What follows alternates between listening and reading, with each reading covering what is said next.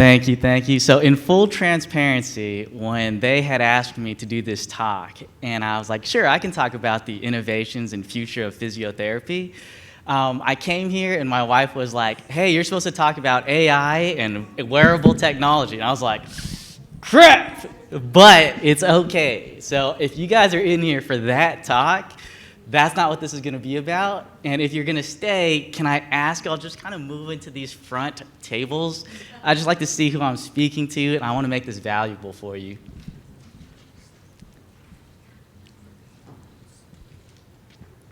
All right. Okay, so testing. Okay, great. So I want to introduce Dr. Kwang.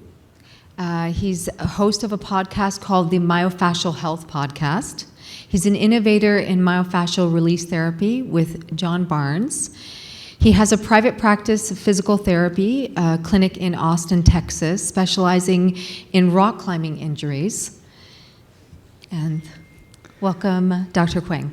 Thank you. So a little bit about my story is I know what it feels like to struggle with injuries. Back when I was a competitive soccer player, I injured my knee, I tore my ACL, and I had to get surgery for it. And the unimaginable happened when I re-injured the same knee and needed another surgery. And even worse, a surgery after that. After my third surgery, I was confused and I thought, is it possible to find joy in these sports again? And I knew that there had to be a better way. I remember feeling isolated and alone. I felt left out when my friends were playing sports without me, and I finally found sport-specific physical therapy and myofascial release.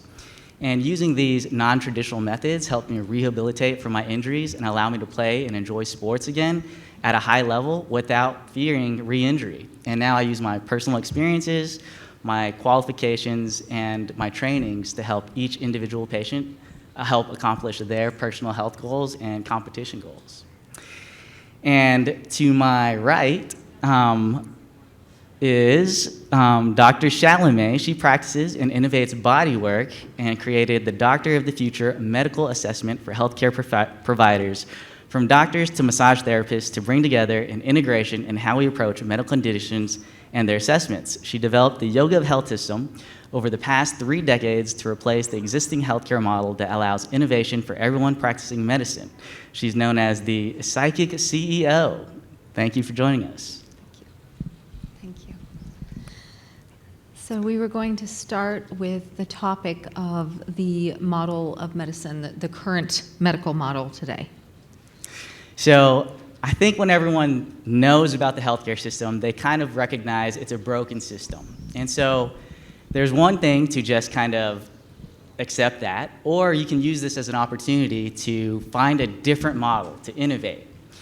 And so I think we can recognize that. I know that my personal experiences with the traditional model, I continue to have re-torn ACLs, more surgeries, and I was just caught up in the system. And no doctor, no physical therapist could tell me, hey, why does this keep happening? I kept asking, I was lost in my own recovery. And this is a common story that I hear with a lot of the patients that I'll work with. They'll say, man, I've tried those things. I've tried the traditional things, but nothing seems to help. And it's a very vulnerable place for a patient to be saying to themselves, hey, I need help. And I take that with great pride, and it's because I know that I have my own personal experiences that I want to be able to help them just the way that I needed the help when I was in their shoes. Dr. Chalamet, do you have any experiences to share on that front? Sure. Yes, and I've noticed with chiropractic in particular as a form of physiotherapy, and working with physical therapists over the years, having trained in physical therapy myself, although I'm not a physical therapist, I've discovered that there are a lot of levels to this. There are a lot of layers to what makes health, and when you have recurring injuries, it's not always physical therapy. It's not always the actual movement of the muscle of the fascia that's going to fix the situation. I usually tell people that whatever body work, and I use that word broadly to kind of encompass all of this, what doesn't work with body work, you have to go to nutrition. You have to look at the inflammatory aspects of food, and alkaline diet being the sort of goal for clients. And so the current system, I mean, what I see that we have kind of a merging happening within, from osteopathic, Western medicine meets Eastern, and this has been happening for a number of decades. I have friends who did the very first chiropractic adjustments, and they didn't get paid, and they did this in Berkeley, and people would just show up and get adjusted, and that was back in the 60s. So we can see how much that this has progressed. I mean, you can get physical therapists can get insurance now, can receive insurance, and that wasn't until very recently as well. Along with things like chiropractic. I always say LAC, but acupuncture as well. And I'm excited to see some of the changes within the insurance company world, like just being able to accept insurance for more and more different types of modalities. So it's an exciting movement that we have happening right now. And at the same time, this is what it takes is this dialogue between all different healthcare providers, and knowing that there's no threat to someone losing their job, if they're like a family care physician and is afraid that, if they don't start to integrate these medical options in, that they're going to lose their jobs and not be able to provide for their families. And I think that is very important that we understand that this is more of a sort of a trade over and an innovation happening within all of our different, the industry, the health industry itself. So we can go on to that topic that kind of leads into. So something that you mentioned was fascia. And Yes. I don't know if everyone's familiar with what that is. Could you kind of explain in your own words an easy way to understand that for everybody? For sure. So fascia is a pretty new discovery, even though it's something that we've had in our bodies all along. I'm thinking of like Ida Rolf, one of the pioneers. She created Rolfing, right? And we look at the cadavers that have been kind of worked on in different medical practices and medical schools and so forth, and we're finding that they would just take the fascia and they would just throw it in the garbage. So it wasn't considered a respectable or even a sensory organ, which is now that's the established classification. So fascia is a gel-like substance that holds everything together in the body. It's like it takes up more room than the skin. So the skin used to be the largest sensory organ, but the fascia actually now is kind of trumped that. And when we're looking at relieving pain from the body, we really want to look at the fascia. And the reason for that is because fascia is what carries more nerves. And so anytime you have pain, it's an impingement of the nerve. And nerves are what I call the electrical system of the body. It's the energy. We are the energy that is infused into the body, experiencing through the body. And anytime there's pain, there's blockage of ourselves experiencing our body vehicle and having the mobility that we should have. And that is pain itself. That's the definition of pain according to more modern understanding of health. Would you like to add anything to that? Yeah, so I like to dumb things down. I'm not super smart. And so for me, I just like to say, fascia is a connective tissue. It runs from your head to your toes, through your muscles, to your organs, all the way down to the cellular level. And when we have injuries, whether physical or emotional, that gets held in your fascial system. And so oftentimes, what I have found is where someone feels pain is kind of the symptom. But the root cause of that is somewhere else. And you have to be able to feel a little bit deeper into the fascial system. And a modality that I use is John Barnes myofascial release. And it helps you really connect with the patient. I think John has taught me to say, we're treating the being in the human being. When I treat someone, it's not a shoulder injury. I'm treating someone who is using that for a reason. So I wouldn't treat a rock climber that I have an interest in than someone who's like a grandmother who just needs to put their dishes over their head. And so it's about that connection. And where I find that the healthcare system is really lacking is to get complete healing, it needs to address the full human being. And that's the mind, body, spirit, and emotions. And I think a lot of times when you go to different healthcare practitioners, they only focus on one. I think we have this model where it's a reductionist model of thinking. We think, hey, if we break things down into smaller and smaller components, then if we study those, then we'll understand the bigger components. And I'm saying, I don't know that that's right? And so if we can kind of treat the entire person and treat them with empathy and compassion, then oftentimes they will respond well to that. I'm not telling my patients what to do. Oftentimes they're just asking me, hey, can you sit in the mud with me? And as a guy, sometimes I have this fix-it mentality, like, oh, we gotta fix this. Sometimes they just need to listen. And you'd be surprised at how many patients I see when they go through the traditional healthcare model, they're like, I felt like a number. No one was listening to me. I was sharing my concerns and they were falling on deaf ears. And so through myofascial release, we're able to connect to the tissues, release the traumas, and then lo and behold, they get much better, much quicker. Wonderful. You have anything to add? Beautiful. I love that. Yes, and that makes sense with the emotional piece, because that is like, if we were to, this is just when I work on my patients, clients, I see them as there's this interaction happening. It's the way that I assess. So it's like what I call the doctor of the future. It's a way of medically assessing people with hands-on approach. And so the way that I term things is a little unique, so just bear with me. I call the body vehicle. So we all have a body vehicle. It's our immediate environment. And then the fascia is like the emotional body. It's the link that connects us to, you could say, the spiritual and the physical.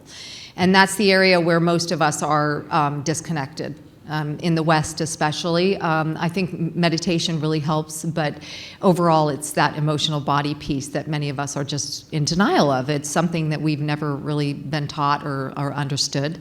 And so the fascia is that area. I would say on the earth level, fascia is like the mycelium of the earth, right? It communicates everything to everything else. It's under the ocean, it's everywhere.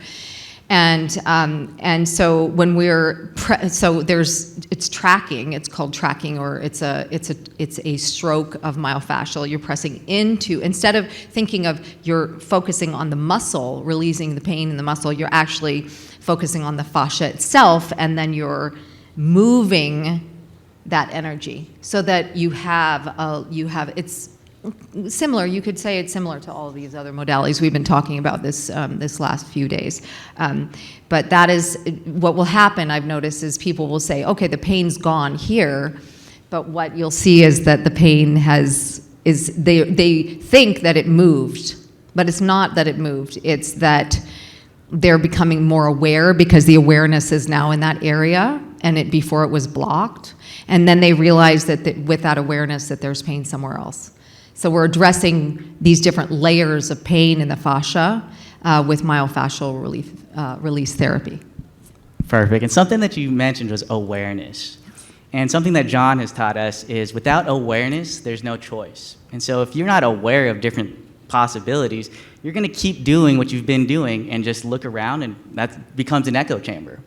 And especially in healthcare, there's a lot of burnout. I think, especially as physical therapists, we're in this, hospital system, everything is based on productivity. And so you're overworked, underpaid, and yet when you're like, is this what I went to school for? And everyone around you is like, this is just what it is, and you kind of get sold on this idea that, job satisfaction and all this stuff, and then inevitably when you burn out, you're like, what am I doing here?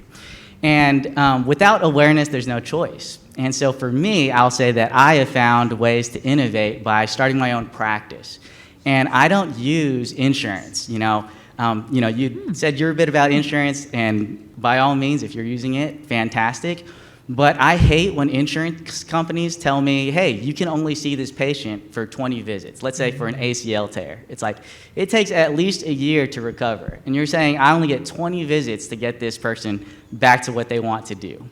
And when I feel like I'm limited by insurance, I can't give the highest level of care that I know I'm capable of.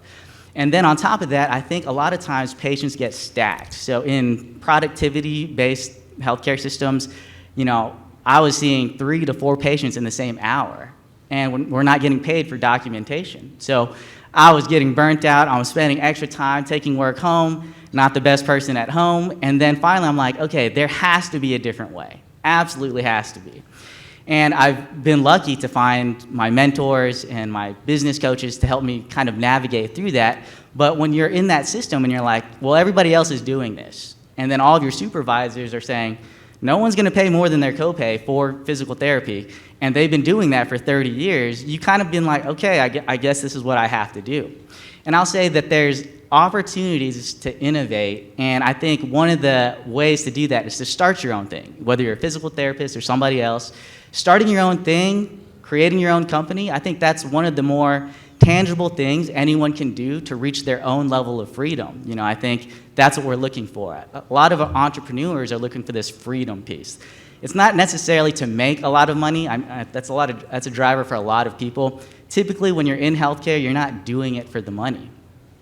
Now, that process in and of itself is a challenging process. And so I think for me, I have to rely on God. I don't know if you guys are spiritual in that sense, but I believe in my soul that God will give you a vision, but he's not going to show you the path to get there. Because if he showed you the path and you knew what it took to build a business, a successful one, you wouldn't take it. And so I've had to grow and go through challenges and obstacles, and that's what you have to accept about it. You know, failure is part of the process. Mm-hmm. Growing up in an Asian household, failure was like the worst thing in the world. And failure was a B for me, you know? So like, I would get hit if I got a B. But with that, in business, it's part of it. And what you learn is there's no such thing as failure. You either learn or you succeed. And so once you reframe it like that, you realize, hey, there's really nothing stopping you other than your own belief systems and your own thoughts. So that becomes part of how you have to grow into. Excellent. Dr. Chalamet? Very nice. I like that. Yes, so that makes perfect sense. You know, that's why so many people are taking up the mantle of CEO in the medical industry, because we have to compete. We have to compete, and so we need a strong willpower. You know, we need a strong center, and that's. I was just talking about that in my short acceptance speech for the award. Was just that if you don't have that strength, that inner strength to really, I know this is not necessarily off topic, but that it's easy for you to kind of get bogged down with the idea that, you know, you've got to go and accept a job somewhere else or work with what's already here. In California, we have a health freedom law. It's based on that basically anyone can start and create a modality and say, this is what I do. This could be, you know, the ESA method or something, and then you would be allowed legally to basically manufacture that or have it become something. So I don't know what other states or countries what's there, but I've lived basically my whole life in California, so I think that's a wonderful thing, and maybe any of you who don't have that or have some restrictions to kind of find a way to make that happen. I mean, I don't know if we want everyone to move to California. Maybe it's better that people just innovate where they are, and just take that initiative. But we wanted to talk also about yoga. Is there anything more you want to? Yeah, so Sure? I think we're talking about innovation in the future of physiotherapy. Yes. And just as a quick raise of hands, how many physical therapists or physiotherapists are in the audience? Oh, wow, I'm the only one. Okay, all right, that's fine. That's totally fine. And so I guess for those of us maybe in careers that have high burnout from healthcare, what are easier ways that you would recommend to innovate other than, let's say, moving to California and starting your own thing? Okay. Innovate in the practice itself, or like the practice of physiotherapy? Or I guess for the audience, since there's not physical therapists, let's say innovate in their healthcare careers. Like rehabilitation, basically. Sure. Methods. Okay. Well, I think we do have to work with what's happening and the resources we have available to us, wherever we are, you know, in any position we are, and telling, like, I would say things like using social media is very important, even having a YouTube channel or podcast, and just get the word out. I mean, that's one of the reasons I'm here is I've just been doing in the trenches for 20 some years, and till recently I started going, okay, I need to talk more about this because the CEO piece is getting the funding, and the funding is really important because I know that as healthcare providers, many of us don't think about that. We sort of think that everyone's as excited as we are. And I met with President Trump recently, and it was like 2 minutes to talk about this. And it's, you just have to, I don't want to say you have to be ruthless, but I think that we have to definitely take risks. You know, fortune favors the brave for a reason. So we just show up, do the work, get over any kind of fear that we have, because Elon Musk talks about it all the time. He says, I was afraid, but I just did it anyway. So that's going to be important for all of us in this industry, because we need massive reform. We know this, and with this new NIH director, I'm speaking to the Americans here, but I think it's happening all over the world, not just in the U.S. With DOGE, and then with 1.5 trillion that we have RFK Jr. and Nicole Shanahan are working with, which is way less than before. It was 4.7 trillion over the last COVID couple years, and so we need to look at bringing subsidies. I know that wherever you at, that's fine, but it's really important to bring in. Find a way with our companies to be ready for the funding that's going to be funneled to us, because one of the things that RFK had mentioned is that he is removing commercials. He's removing ads for pharmaceuticals. That was his first step. And who's going to replace those? Just like an addiction, you've got to replace it with something better, right? So you want to, all of us need to take that initiative of going, okay, let's get in contact with the, RFK people, send them a plan, send them a bill. That's what Donald Trump said. Send a bill, send me a bill, send me a plan. Work with your local policymakers and get the funding.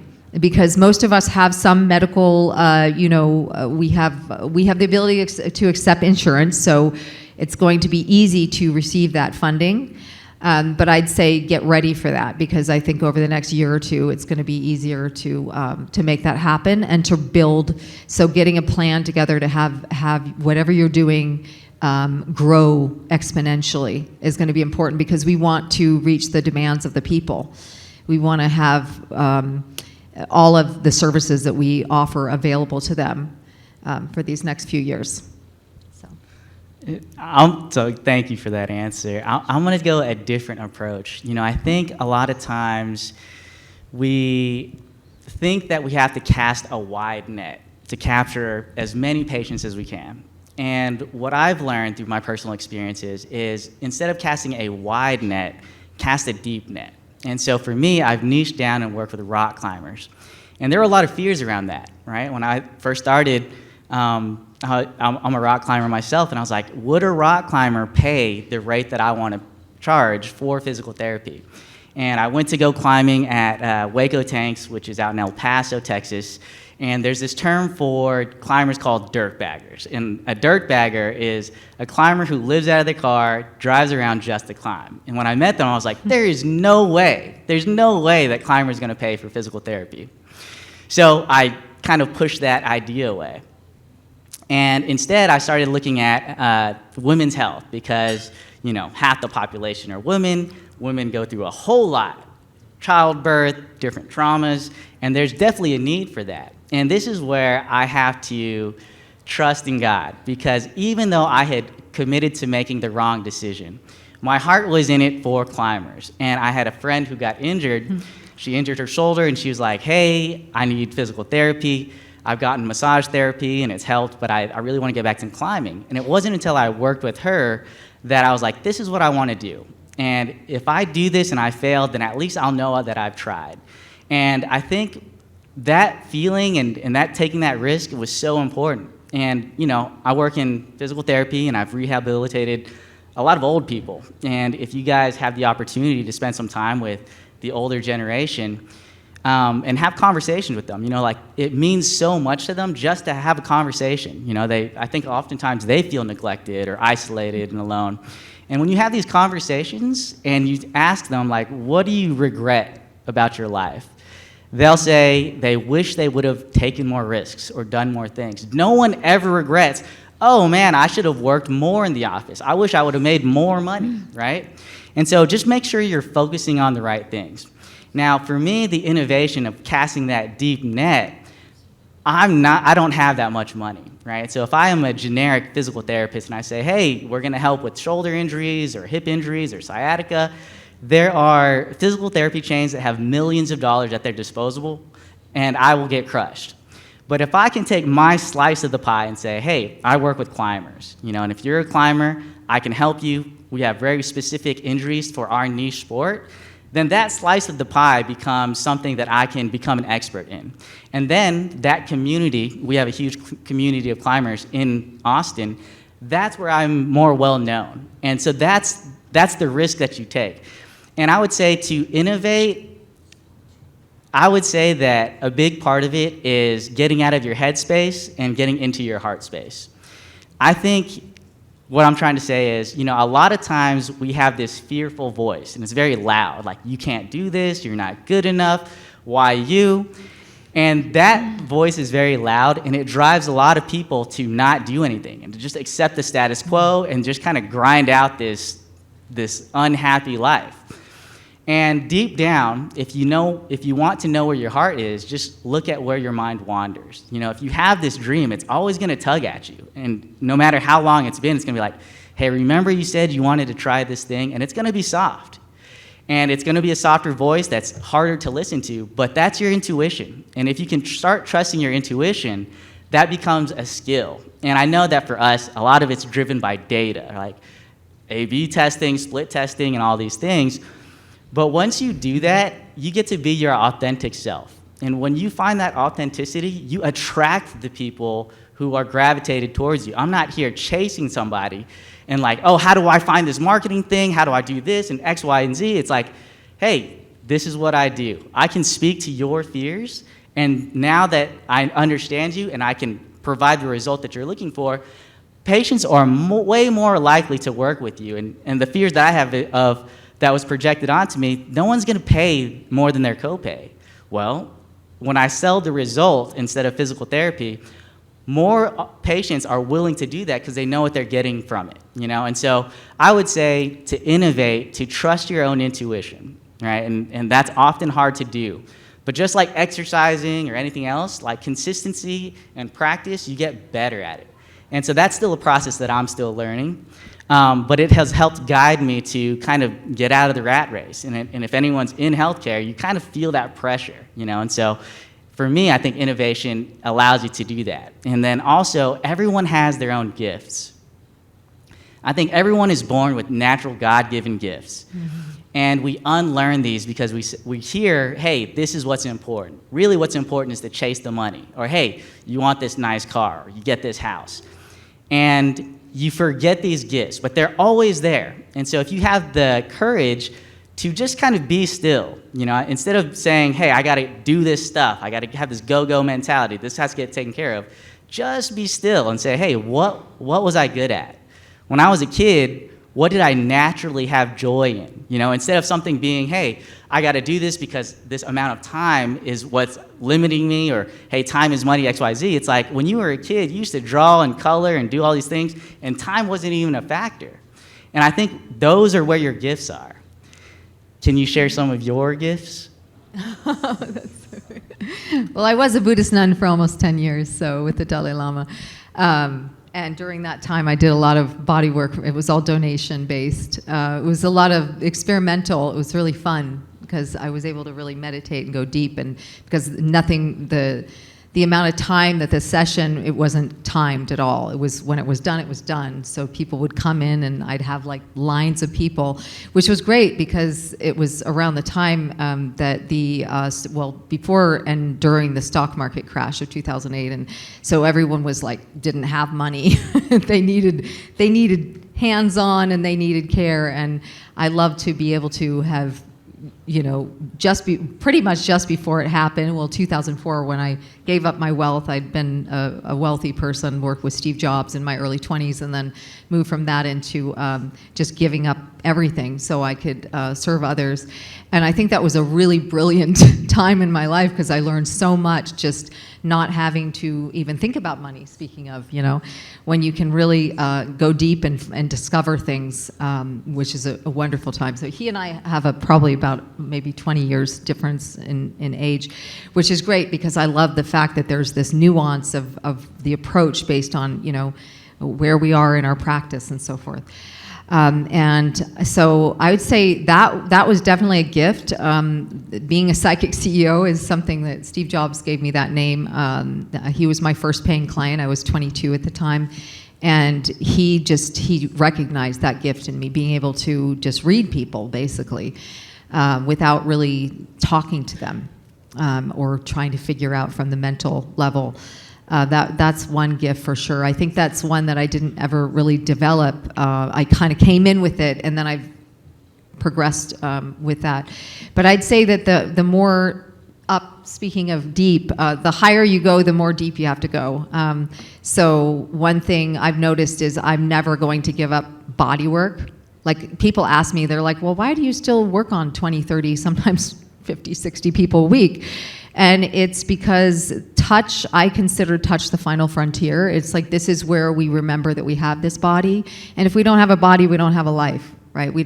There's no purpose being here without a body, right? You don't have anything going on Earth. So the physical touch is really important. And that keeps me humble. It humbles me and reminds me that this is where it happens. And as high as you go with all these lofty ideas and so forth, as deep you have to go. So, thank you. Of course. So we have about a minute left here. Yeah. So talking about your gifts is something that I think is important, because when you find your gift, you should double down. You should go all in. And sometimes it's something that you don't even think is a gift. More recently, someone said, hey, you communicate really well. And I was like, that's interesting. English was my second language. So it's one of those things. And I'll say that, when someone says someone's psychic, there's a version of me, especially in healthcare, that I was like, oh, that sounds a little bit out there. Now, the further I've gotten into myofascial release, what I've learned is your intuition can be divided and separated into kind of different categories. So clairaudience is the ability to hear, clairvoyance is the ability to know, clairsentient is ability to feel. And everyone has at least one. Some people have two or more. But I think the most important thing is make sure you're not comparing yourself to anybody else. Like, your gifts are your gifts. And just because somebody else has a different gift, don't say, man, how come they have that, right? Because then that takes the power away from you. And so I have a gift that I would call clairsentient. I have ability to feel. And sometimes my patients will be like, how did you know how to put your hands there? I'm like, I don't know. I just kind of felt guided there. And I'll say that everybody has their version of that. And once you tap into that, you can really help serve your communities and change things for yourself, for your families, for your communities.